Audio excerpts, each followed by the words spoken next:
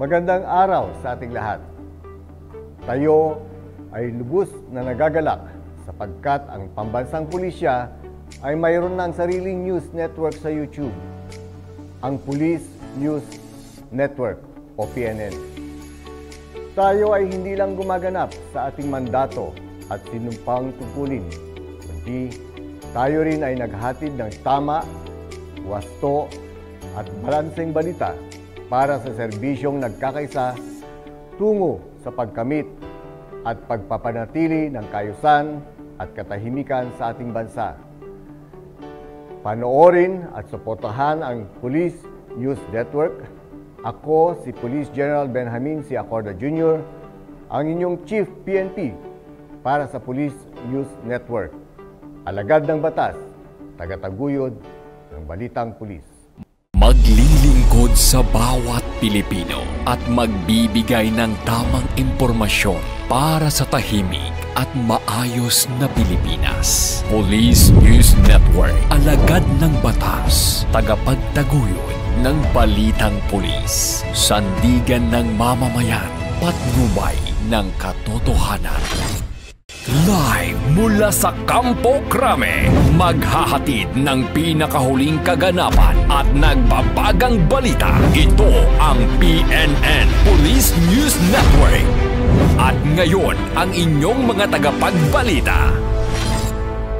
Magandang araw Pilipinas. Ako ang inyong alagad ng batas, tagataguyod ng balitang pulis, Master Sergeant Vanessa Villanos. Maghahatid ng tamang balita, kwento ng pulis at serbisyo para sa mamamayan. At ito ang PNP News Online, ang pangunahing balita ng Police News Network, alagad ng batas, tagataguyod ng balitang pulis.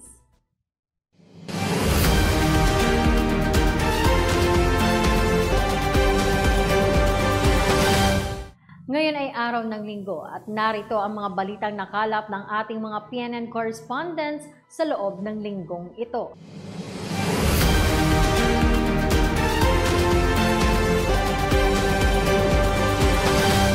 Para sa ating unang balita, ikinasang one-time, big-time operation ng PNP Highway Patrol Group sa 3 bayan sa Pangasinan. Ito ay upang masigurong masusunod o nasusunod ang mahigpit na pagpapatupad ng batas trapiko sa nasabing lalawigan. Kasama natin sa balitang yan si Patrolman Mark Roland Feliciano.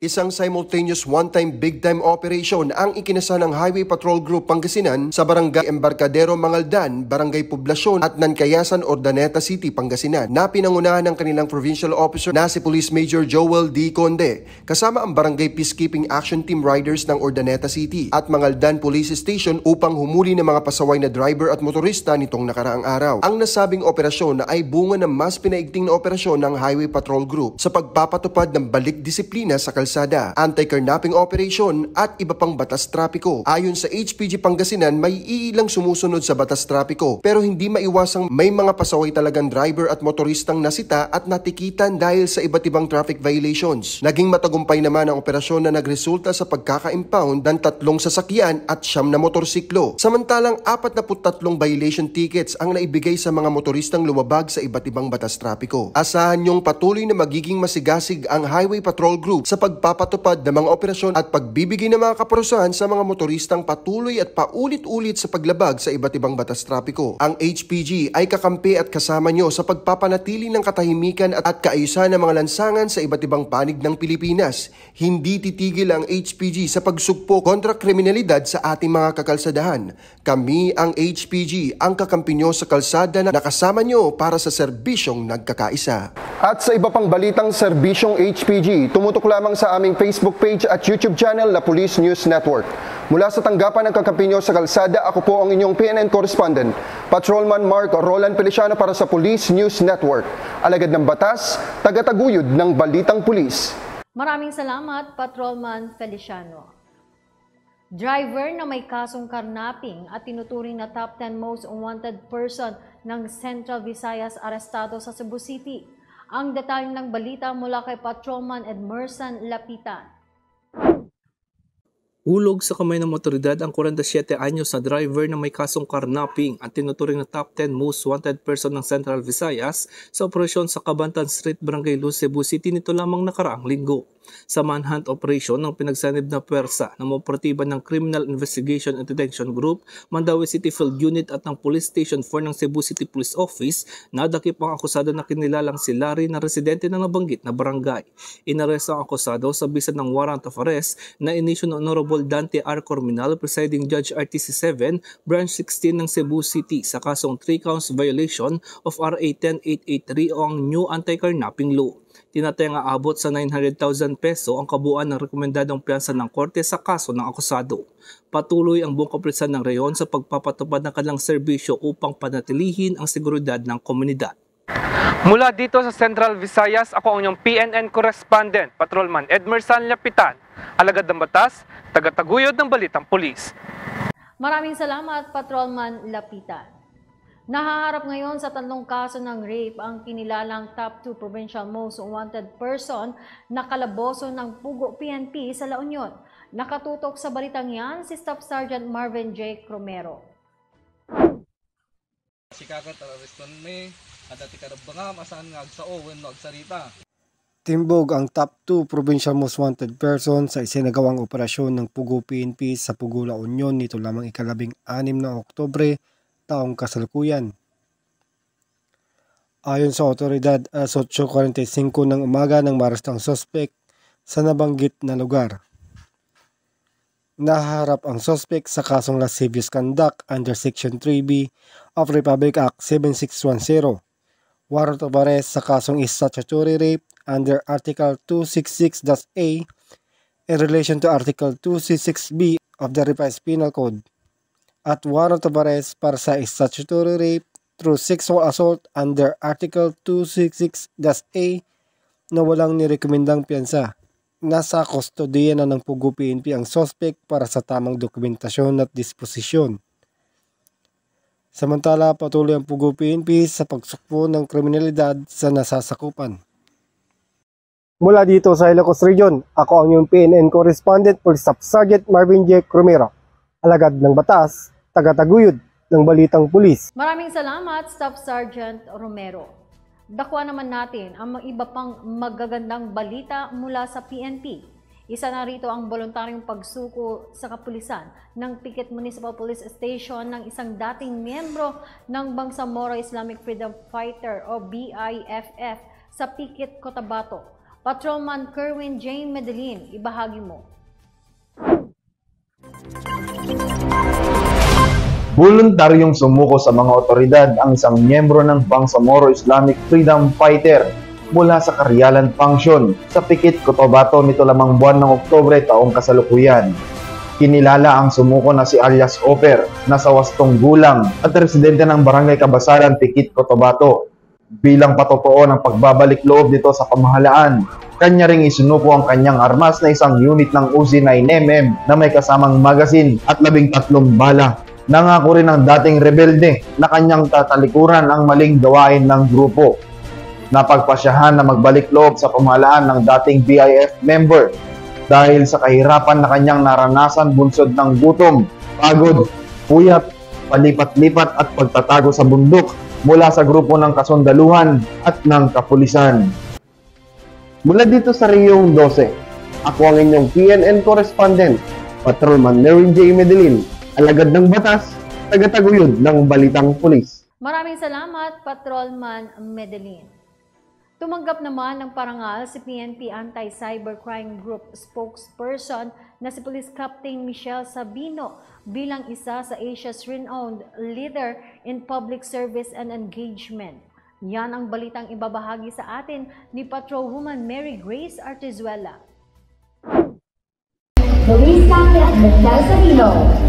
Isa si Police Captain Michelle R. Sabino, spokesperson ng PNP ACG sa mga napiling parangalan ng Asia's Pinnacle Awards nitong ika-13 ng Oktubre taong kasalukuyan sa Grand Ballroom ng Okada, Manila.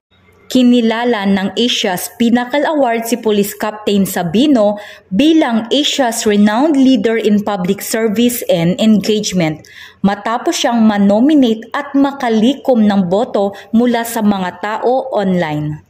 Labis naman ang pasasalamat ni Police Captain Sabino sa natanggap na parangal. Ngunit para sa kanya, hindi itong parangal ang kanyang layunin bagkus ang makapagdulot ng pagbabago sa buhay ng mga tao sa pamamagitan ng pagpapanatili sa kanilang kaligtasan sa cyber environment. Ang Asia's Pinnacle Awards ay isang prestiyosong award-giving body na kumikilala sa mga natatanging gawa o kagalingan ng mga individual mula sa iba't ibang larangan ng industriya.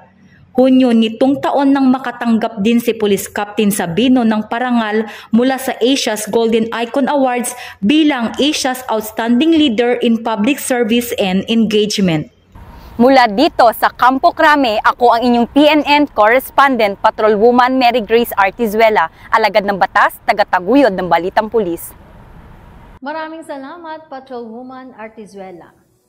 Tuluyan na ring sumuko ang isang commanding officer ng Communist Terrorist Group o CTG at dalawang tagasunod nito sa himpilan ng South Cotabato 2nd Provincial Mobile Force Company Headquarters sa Sitio Santo Niño, Barangay Centrala, Surala.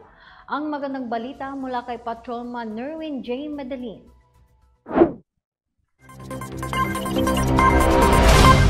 Tuluyan ng sumuko sa mga otoridad ang tinaguriang commanding officer ng NPA mula sa Sub-Regional Command Taguma ng Part South Mindanao Region at dalawa pang ibang miyembro ng NPA o New People's Army sa Sitio Santo Niño, Barangay Centrala, Surala, South Cotabato nito lamang nakaraang linggo. Kinilala ang sumukong commanding officer na si alias Mayan, 28 anyos, residente ng Caloocan, Coronadal City, South Cotabato. Habang ang dalawa pang sumuko ay kinilalang sina alias IZ, 31 anyos, dating company field worker ng NPA, residente ng Barangay Lower Makulan, Lake Cebu, South Cotabato. At si alias Ricarte na residente naman ng Rizal Poblacion, Banga, South Cotabato. Dahil sa hirap, gutom, pagod, pagtatago sa bundok at malayo sa piling ng kanilang mga mahal sa buhay ang nagtulak sa kanila upang magbalik loob sa ating pamahalaan. Kaugnay rito, patuloy naman ang panawagan ng gobyerno sa natitira pang miyembro ng NPA na sumuko at magsimulang muli kasama ang kanilang sariling pamilya malayo sa anumang gulo at karahasang dala ng maling ideolohiya. Mula dito sa Riyong 12, ako ang inyong PNN correspondent, Patrolman Nerwin J. Medellin, alagad ng batas, tagataguyod ng Balitang Pulis. Maraming salamat, Patrolman Medellin. Isang retiradong pulis ang kulungan ng bagsak matapos masakote ng Makati PNP. Ito ay matapos ereklamo dahil sa kaso nitong perjury. Nakibalita dyan si Patrolwoman Reyna Joyce Dalire. Binasahan ng mga tauhan ng Warrant and Subpoena Section ng Makati City Police Station ng warrant of arrest ang isang retired police dahil sa pagkakasangkot ito sa kasong perjury. Kinilalang akusado na si alias Felixto sa 62 anyos. Inaresto ito sa Makati City Hall nitong Martes lamang pasado alas 11 ng umaga.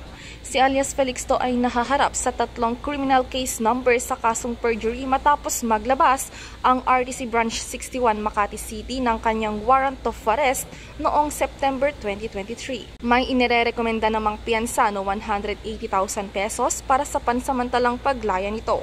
Nakakulong sa ngayon sa kustudiya ng Makati PNP ang akusado bago maiharap sa korte. Mula dito sa Southern Police District, ako ang inyong PNN correspondent, Patrolwoman Reyna Joyce M. Dalire, alagad ng batas, tagataguyod ng Balitang Pulis.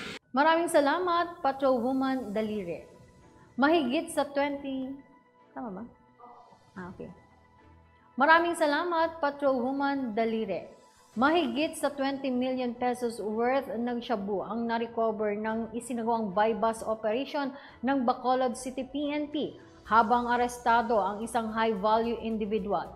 Nakatutok sa balitang yan si Patrolman Brent Marks Ngayaan.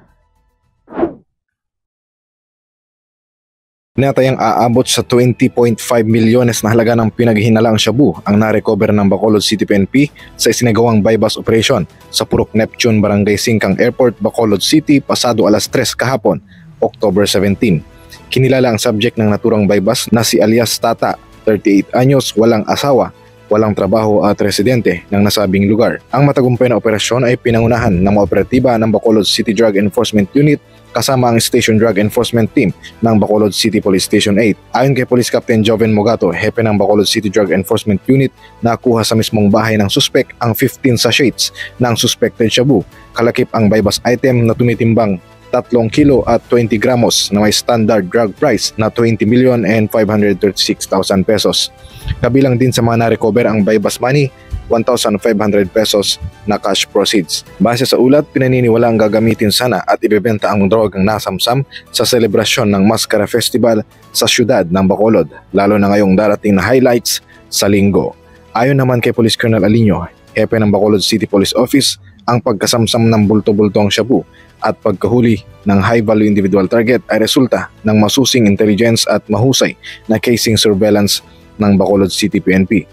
Dagdag pa, ang naturang operasyon ay pinakamalaking huli ng kapulisan ng Bacolod sa Western Visayas ngayong taong 2023. Nagbabala rin si Police Colonel Alinio sa mga drug pusher na nagbabalak magpasok ng illegal na droga sa Bacolod City na huwag na nila itong ituloy dahil mahuhuli lamang sila ng mga otoridad.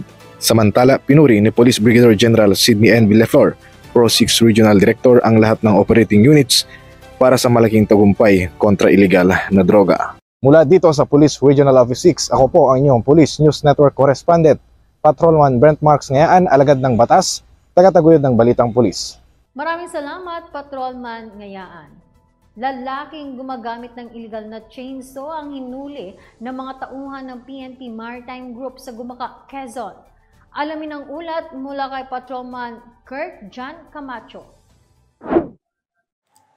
Nakatanggap ang Quezon Maritime Police Station ng report mula sa concerned citizen patungkol sa illegal na paggamit ng chainsaw sa isang lugar na sakop ng Barangay Villabota, Gumaca, Quezon. Agad na nagkasa ng operasyon ang mga tauhan ng Quezon Maritime Police Station sa nasabing lugar upang maberipika ang nasabing impormasyon. Naaktuhan ng mga operatiba ang isang lalaking nagpuputol ng troso gamit ang chainsaw nito lamang ika-15 ng Oktubre taong 2023. Naaresto ang suspect na kinilala bilang si alias Jomer. Nakumpiska sa kanya ang isang chainsaw na ginagamit sa pagputol ng troso. Nang inspeksyonin ito ng mga operatiba, ang chainsaw ay napag-alaman na burado na ang serial number nito at wala na rin itong mapakitang kaukulang permit sa paggamit ng chainsaw. Ang suspect ay maharap sa kasong paglabag sa Section 7, Paragraph A, selling, purchasing, reselling, transferring, distributing or possessing a chainsaw without a proper permit ng Republic Act 9175 o ang Chainsaw Act of 2002. Ipinaalam ng mga otoridad ang dahilan ng kanyang pagkakaaresto at ipinabatid ang kanyang mga karapatan sa konstitusyon. Ang nasabing operasyon ay bunsod pa rin ng pinaigting na kampanya ng PNP Maritime Group kontra kriminalidad na tinatawag na All Hands Full Ahead. Mahigpit na pinagbabawal sa batas ang pagbebenta, pagbili, pagmamayari at paggamit ng chainsaw na walang kaukulang permit mula sa DNR. Kapag mapatunayan na nagkasala ay maaaring makulong ng 2 buwan hanggang 6 na taon. Mula rito sa tahanan ng mga Marinong Pulis, ako inyong PNN Correspondent, Patrolman Kurt John Camacho, para sa Police News Network, alagad ng batas, tagataguyod ng Balitang Pulis. Maraming salamat, Patrolman Camacho. Hustisya ang nakamit ng naging biktima ng top 9 provincial most wanted person matapos masakote ng Tinok PNP dahil sa kaso nitong panggagahasa. Kasama natin sa balitang yan, Staff Sergeant Lenny Valerio.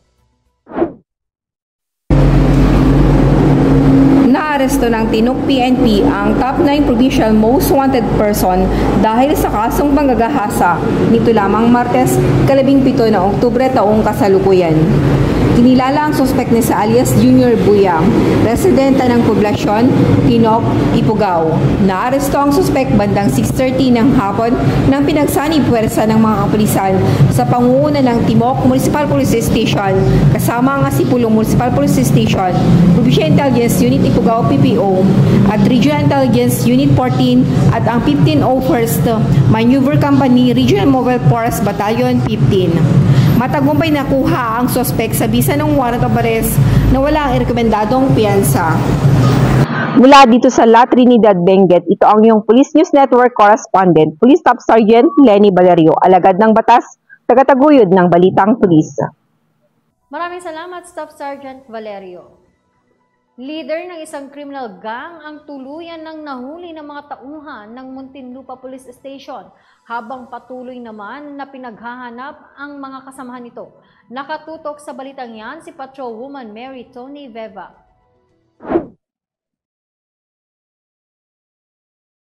Arestado na ng pulisya ang itinuturing na leader ng criminal gang group matapos magsagawa ng anti-criminality operation ang Muntinlupa Intelligence Section sa Barangay Poblasyon, Muntinlupa City. Kinilala ni Police Captain Christopher B. Catamora, Chief Intelligence Section ang suspect na si alias JR na nahulihan ng 2 pirasong pakete na hinihinalang shabu. May halaga itong hindi bababa sa 24,000 piso. Ayon sa investigasyon, ang nasabing suspect ay leader pala ng Adriano Robbery Group na binubuo ng 7 katao patungkol sa snatching at robbery sa lungsod ng Muntinlupa. Sangkot din ito sa illegal drug activities bukod sa gumagamit ito ng droga ay sumisistema din ito ng pagtutulak. Ang ano nila ma'am, ang nakikita namin modus sa si Adriano. Minsan kasi sa gabi po magpapanggap po sila ma'am ng magpapanggap sila na parang nangangalakal. Magbibihis po sila ng ng pangit at suosos. Tapos sa survey nila yung isang lugar, lalo na sa gabi ma'am, tinitiktikan nila yung isang establishmento kung may tao o may bantay o wala. Tapos pagka alam nilang napag-aralan na nila kung kailan pwede pasukin, tsaka po sila papasok. Tapos po yung snatching po, dito po kayo sa lugar natin sa may Bayanan, boundary ng Bayanan tsaka Muntinlupa, may mga call centers po dyan eh.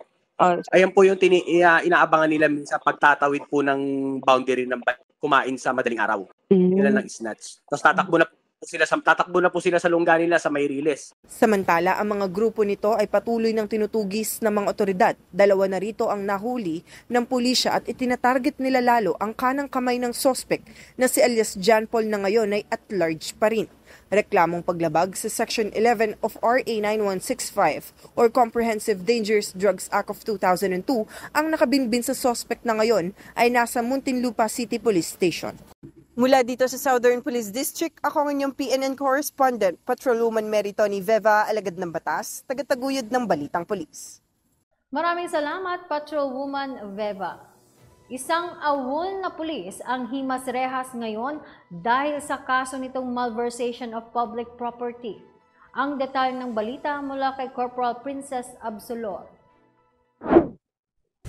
Himas Rehas ngayon ang isang dating pulis na napag-alaman na absent without official leave o awol sa bisa ng warrant of arrest na inisyu ni Honorable Madonna Concordia Echeverry, Presiding Judge RTC National Judicial Region Branch 81, Quezon City, na matagumpay na naiserve ng mga tauhan ng IMEG National Capital Region Field Unit, kasama ang ipapanghanay ng PNP na nagresulta sa pagkakaaresto ni PMSG Joel Tamala Hasareno sa kasong paglabag ng Article 217 ng Revised Penal Code o malversation of property. Ang nasabing akusado ay kasalukuyan na nasa IMEG NHQ Office Camp Brigadier General Rafael T. Crame, Quezon City para sa kaukulang dokumentasyon at eksaminasyon. Nagbigay din ng statement ang direktor ng IMEG na si Police Brigadier General Warren F. De Leon. Aniya, bilang pagsuporta sa 5 focus agenda ng ating Chief PNP, ito ay nagpapatunay na seryoso ang PNP IMEG na itama ang lahat ng kamalian at parusahan ang dapat parusahan sa aming hanay. Dahil sa dulo ay hindi lamang PNP ang makikinabang dito, pati na din ang taong bayan. Palagi po nating tandaan na ang pulis na hindi kaibig-ibig, isumbong mo sa INEC. Ako po ang inyong PNN correspondent, Police Corporal Princess B. Absulor, alagad ng batas, tagapagtaguyod ng balitang pulis. Maraming salamat, Corporal Absulor. Buong puso namang tinanggap ng isang ginang ang bagong gawang bahay na handog ng Foreign National Keepers Network o FNKN Advocacy Support Group ng PNP sa Barangay Pada-Pada, Santa Ignacia, Tarlac. Ibabahagi sa atin yan ni Corporal Giselle Rivera. Nakatanggap ang isang ginang ng bagong gawang bahay mula sa Foreign National Keepers Network Advocacy Support Group kasama ang Philippine National Police sa paghahatid ng serbisyo dito sa Barangay Pada-Pada, Santa Ignacia, Tarlac. Siya ay si Lea Navarro, tubong Tarlakenyo, ang mapalad na nakatanggap na tulong mula sa nasabing Advocacy Support Group ng Pambansang Pulisya. Maraming salamat po kundi po dahil sa inyo, hindi po ako makakapagawa ng bahay po. Kaya maraming salamat po sa lahat ng tumulong. Mga nanay ko po, kapatid, tsaka yung mga uncle ko po na tumulong po dito rin. Maraming salamat po sa inyo lahat. Ito ay pinamunuan ni Ms. Tara Elizabeth Bunch, President ng FNKN, at si Mr. Majinder Singh, Regional President ng FNKN. Ayon sa pamunuan ng FNKN, naging matagumpay ang naturang proyekto sa pakikipagtulungan ng kanilang miyembro na kung saan ito ay pangatlong proyekto na ipinatayong bahay sa gitnang Luzon. Naging kinatawan ni Police Lieutenant General Rodel O. Sermonia, the Deputy Chief for Administration, si Police Brigadier General Arnel Amor B. Libed, the Deputy Director for Police Community Relation bilang pangunahing pandangal. Tayo ay nagpapasalamat sa mga kasapi at opisyalis ng Foreign National Keepers Network sa pangunguna ni Miss Tara Elizabeth Bunch at ganin din kay ating Regional Chapter President kay Mandip Singh. Ang layunin ng Foreign National Keepers Network ay unang-una yung protektahan nila yung kailang mga kasapi bilang mga foreigners na naninirahan sa ating bansa. They need to protect each other. At the same time, by protecting each other, they're supporting the various programs and activities of the Philippine National Police. And one of these is this community outreach program that we have right now. Ito nakikita naman natin yung pagbibigay ng simpleng pabahay sa ating mga mahihirap na kababayan dito sa Santa Ignacia, Tarlac. So maraming salamat sa mga grupo ng Foreign National Keepers Network sa pangunguna ni Ginoong Mandip Singh sa napakagandang advokasya na kanilang binibigay sa ating lalawigan ng Tarlac. Patuloy ang FNKN at iba pang advocacy support group katuwang ang PNP sa pagpapalawig ng magandang programa at proyekto para sa ating mga kababayan na lubos na nangangailangan ng tulong. Well, with Tarlac, it's a little bit different because Tarlac builds houses. This is what they do for people. So this is technically the fourth one, but we'll say that it's the third house that they've donated. And they find people that are really trying to make a difference, that are really trying to work hard, but they just can't get on their feet. So then they go and they find the right person that's trying and they build them a house typically. This is what my Tarlac FNKN do. Every province is different. Bataan does more with the AITAs, with the IPs. Davao does more with orphanages. And in Tarlac, they build houses for people. Mula dito sa Santa Ignacia, Tarlac, ang inyong PNN correspondent, Police Corporal Giselle V. Rivera, alagad ng batas, tagataguyod ng balitang pulis. Maraming salamat, Corporal Rivera. Sa ating operational accomplishment, isang abandonadong kuta ng mga rebelde ang nadiskubre sa Balbalan, Kalinga. Ito ay dahil sa patuloy na pagsasagawa ng anti-insurgency operation ng mga otoridad sa nasabing lugar. Nakatutok sa balitang yan si Patrolman Rafing Jude Suaya. Nadiskubre ng mga kasundalohan ng 53rd Infantry Brigade ang isang abandonadong kuta ng New People's Army kamakailan lamang sa Sitio Babakong, Barangay Gawaan, Balbalan, Kalinga. Nadiskubre sa nasabing lugar ang dalawang improvised explosive devices, iba't ibang gamit sa paggawa ng pampasabog, dalawang baterya ng motorsiklo, isang magasin ng 9mm pistol, isang pregnancy test kit, isang hiringgilya, isang Epson projector bag, isang pares ng bota, iba't ibang kagamitang pangkusina, mga supersibong dokumento at personal na mga kagamitan. Batay sa ulat ng mga otoridad, nasa 2 hanggang 3 buwan nang abandonado ang nasabing kuta bago nadiskubre ng mga kasundaluhan. Sa inisyal na impormasyon, tinatayang nasa 15 katao ang tumira sa nasabing kuta, batay na rin sa 10 maliliit na kubo at mga ginagawang pansamantalang lutuan. Mula dito sa Camp Major Bado Dangwal at Trinidad Benguet, ako po ang inyong PNN Correspondent Patrolman Raffin Judsuaya, alagad ng batas, tagataguyod ng Balitang Pulis. Libre at pansamantalang matutuluyan ang hatid ng sleepover project ng PNP Aviation Security Unit 6 Bacolod, Silay Airport Police Station sa mga na-stranded na mag-inang pasahero. Yan ang balitang inalam ni Patrolman Christian Austria. Yung mo naman ako. Arestado ng kapulisan ng Aviation Security Unit 4 Puerto Princesa International Airport Police Station ang isang 62 taong gulang na lalaking pasahero ng Puerto Princesa International Airport, Palawan na patungo sa ng Iloilo matapos siyang mahulihan ng kalibre 22 na revolver na may 3 bala nito lamang Miyerkules ng madaling araw.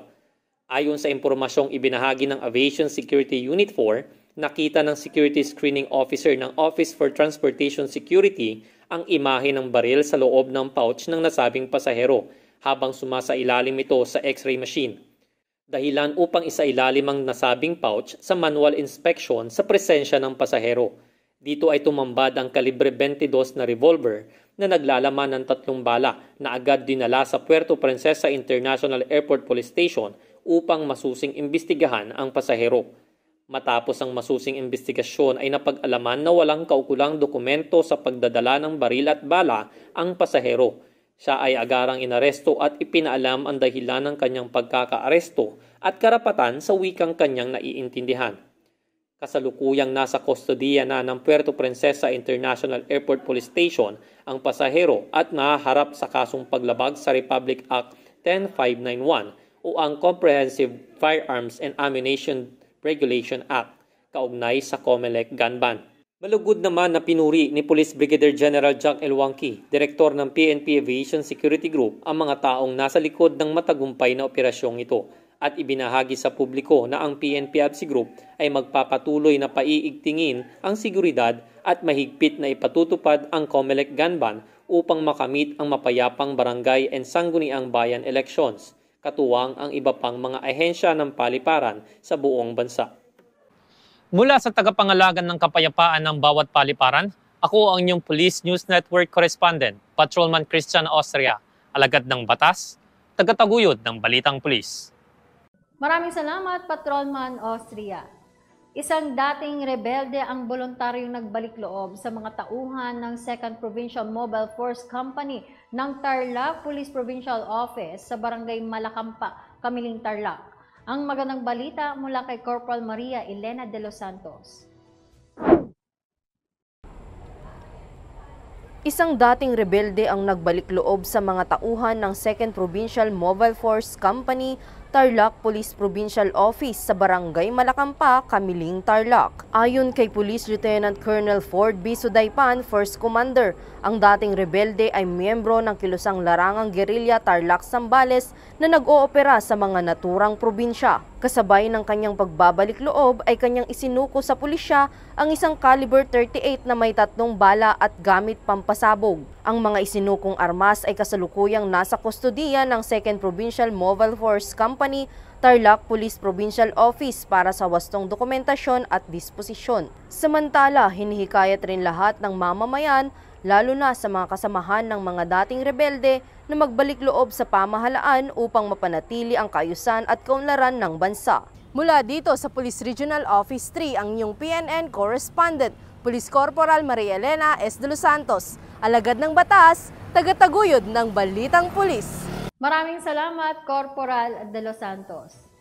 Isang civil mass wedding ceremony naman ang inilunsad ng mga miyembro ng 14th Special Action Battalion Revitalized Police sa barangay team para sa mga magsing-irog sa Buntok Mountain Province. Yan ang kwentong inalam ni Patrolman Bruce John Dakil. Tumanggap ng sakramento ng kasal ang 8 mag-asawa mula sa Barangay Ginaang at Barangay Mainit na ginawang solemn ni Honorable Jerome B. Tudlong Jr., Mayor ng Buntok, na binasbasan ni Padre Rafael Lomongoy, Reverend Father ng St. Michael Church, Barangay Ginaang, Buntok, Mountain Province. At sinaksihan naman ng buong komunidad ng Barangay Ginaang at Barangay Mainit ang ginanap na mass wedding ceremony. Ang seremonyang ito ay pinangasiwaan ng 14th Special Action Battalion Revitalized Police sa Barangay o RPSB team, kasama ang 1502nd Mobile Company RMFP 15, 2nd Company Mountain Province 2nd PMFC, St. Michael Church, Ginaang at iba pang local government unit ng lugar. Ang aktibidad na ito ay naglalayong tulungan ang mga nagsasamang hindi pa kasal dahil sa kahirapan upang gawing lehitimo ang kanilang mga anak at patatagin ang buhay ng pamilya bilang bahagi ng kanilang moral na obligasyon. At mula sa tahanan ng inyong tagaligtas, ako ang iyong PNN correspondent, Patrolman Bruce John Dakil. Alagad ng batas, tagataguyod ng pulis. Maraming salamat, Patrolman Dakil. 2 Chinese at 1 Pinoy ang kalaboso matapos makuhanan ng palikpik ng pating sa Roxas, Palawan. Nakatutok sa balitang yan si Patrolman Jobet Balana. Arestado ang 2 Chinese national na sina Yi Xiangwang, 63 years old, Aaron Tanwi, 38 years old at isang Pinoy na si Mokhtar Anodin Pendiwata, 40 years old. Sa isang checkpoint ng PNP sa Barangay Minara, Roxas, Palawan, bandang alas 5 ng hapon nito lamang Martes, Oktubre 17 taong kasalukuyan. Ayon sa Roxas PNP, nagsasagawa sila ng COMELEC checkpoint, katuwang ang mga kawani ng 2nd Provincial Mobile Force Company nang mahuli nila ang mga suspect. Itinimbre umano sa kanila ang 2 ng mga ito na mula sa Taytay, Palawan, kung kaya't ininspeksyon nila ang sasakyan ng banyaga. Tumambad sa kanilang 122 piraso ng shark's fin at 80 piraso ng balat o sea cucumber na nakalagay sa compartment ng sasakyan. Wala umanong may pakitang dokumento ang mga banyaga, kaya't agad silang dinala sa station ng pulisya. Samantala, inihanda ng posibleng kaso na kakaharapin ng mga suspect. Mula dito sa Calapan City, Oriental, Mindoro, ako po ang inyong PNN correspondent, Patrolman Jobet Balana. Alagad ng batas, tagataguyod ng balitang pulis. Maraming salamat, Patrolman Balana. Voluntaryo namang sumuko ang isang wanted person sa pamunuan ng Midsayap PNP matapos magkaroon ng kasong qualified theft sa Midsayap, North Cotabato. Narito ang report ni Patrolman Gio Batongbakal. Voluntaryong sumuko ang isang wanted person sa tanggapan ng Midsayap Municipal Police Station matapos ang kanilang isinawang manhunt operation sa bahagi ng Barangay Poblasyon, Midsayap, North Cotabato. Kinilala ang naarestong suspect bilang alias Butch, 33 taong gulang, isang call center agent at residente ng Barangay Bual Norte, Midsayap, North Cotabato. Isinagawa ang nasabing operasyon matapos makatanggap ng impormasyon ang Magpet Municipal Police Station mula sa Barangay Intelligence Network ng Barangay Poblasyon na ang nasabing suspect ay namataan umano partikular sa nasabing lugar.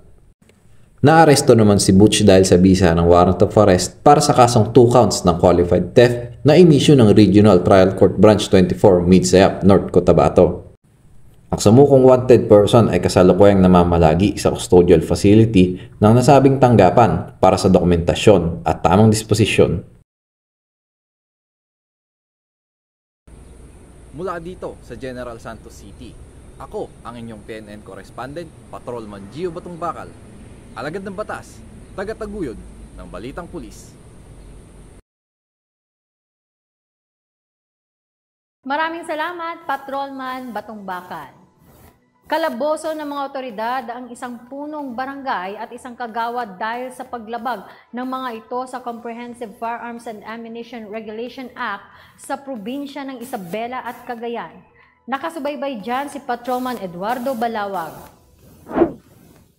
Sa patuloy na implementasyon ng Police Regional Office 2 kontra loose firearms at COMELEC gun ban, muli itong nakadakip ng 2 individual na kabilang sa operasyon ng mga otoridad sa lalawigan ng Cagayan at Isabela ngayong Oktubre taong kasalukuyan. Kinilala ang mga suspek na si alias Bricks, 42 anyos, barangay captain at residente ng barangay Delena, San Pablo, Isabela, at si alias Mark, 51 anyos, barangay Gagawad at residente ng Zone 5, barangay Santor, Baggao, Cagayan. Si alias Bricks ay napasakamay ng mga otoridad bandang alas 5:45 ng umaga sa bisa ng search warrant sa paglabag ng Republic Act 10591 na nagresulta sa pagkakakumpiska ng 16 live ammunition ng caliber 9mm. Sa kabilang dako naman, si alias Mark ay napasakamay din ng mga otoridad bandang alas 5:59 ng umaga sa implementasyon ng search warrant. Nakuha sa pag-iingat at kontrol ng naturang suspek ang isang unit arms core caliber 9mm na may serial number 1128996, 8 piraso ng live ammunition at isang magazine. Si alias Bricks at ang mga nakumpiskang ebidensya ay nasa kustodiya ngayon ng CIDG Isabela PFU, at si alias Mark naman at ang mga nakumpiskang ebidensya ay nasa CIDG Cagayan PFU para sa kukulang dokumentasyon at tamang disposisyon. Bale, ito kamakailan lang ang ating CIDG Cagayan sa pangunguna ni Police Lieutenant Colonel Arnel Bautista ay ikinasa niya ang search warrant ng isang barangay kagawad natin doon sa Santor, Baggao, Cagayan. Very successful naman po yung operation natin dito sa pag-implement ng search warrant. Hindi nagsasawa ang Baggao Police Station sa pangunguna ng ating hepe na si Police Major Ronald Embalod. Patuloy po kami na talagang nagbibigay payo, lalong-lalo na doon sa mga, alam po natin ngayon, ilang days na lang bago ang eleksyon, at alam natin na meron po tayong tinatawag natin na election gun ban. At ayun nga po, yung mga walang lisensyadong baril, kung meron man kayo dyan, pwede nyo pong isurrender po sa aming tanggapan kasi bawal na bawal po talaga yan. Kaya ayan nga yung Uplan Katok, hindi po kami tumitigil dyan sa Uplan Katok na yan para maiwasan po natin yung anumang klaseng krimen na gagamitin yung baril na yan kung meron man po tayo. Please lang po, kung expired naman yung lisensya, isurrender na lang po niyo muna habang hindi pa po na re-renew yung inyong baril po. Ang dalawang suspek ay naharap din sa kasong paglabag sa Republic Act 10591 o ang Comprehensive Firearms and Ammunition Regulation Act. Pinuri naman ng pamunuan ng Police Regional Office 2 ang mga otoridad na nasa likod ng matagumpay na operasyon at kanyang hinihingi ang tulong ng mamamayan para sa matahimik na darating na halalan ng Barangay and Sangguniang Kabataan Election 2023. Ang Valley Cups ay mahigpit na ipapatupad ang batas at 24/7 na nagmomonitor at magbabantay sa mga lansangan upang tiyakin ang kaligtasan ng lahat para sa tahimik at mapayapang eleksyon. Mula dito sa Tuguegarao City, Cagayan, ako ang inyong Police News Network Correspondent, Patrolman Balawag, alagad ng batas, tagataguyod ng Balitang Pulis. Maraming salamat, Patrolman Balawag. At yan ang mga balitang nakalap ng ating mga PNN correspondents mula Luzon, Visayas at Mindanao sa loob ng linggong ito. Sa ngalan ng 228,000 strong members ng Philippine National Police sa pangunguna ni Chief PNP General Benjamin Casuga Acorde Jr., kami ay maglilingkod sa bawat Pilipino at magbibigay ng tama at balanseng balita. Mula rito sa tanggapan ng tagapag-ugnay ng Pambansang Pulisya, ako ang inyong alagad ng batas, tagataguyod ng Balitang Pulis, Master Sergeant Vanessa Villanos. Maghahatid ng tamang balita, kwento ng pulis at serbisyo para sa mamamayan. At ito ang PNP News Online, ang pangunahing balita ng Police News Network.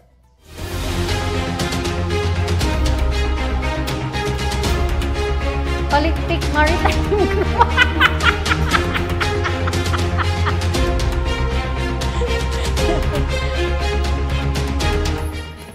Police News Network, alagad ng batas, tagapagtaguyod ng balitang pulis.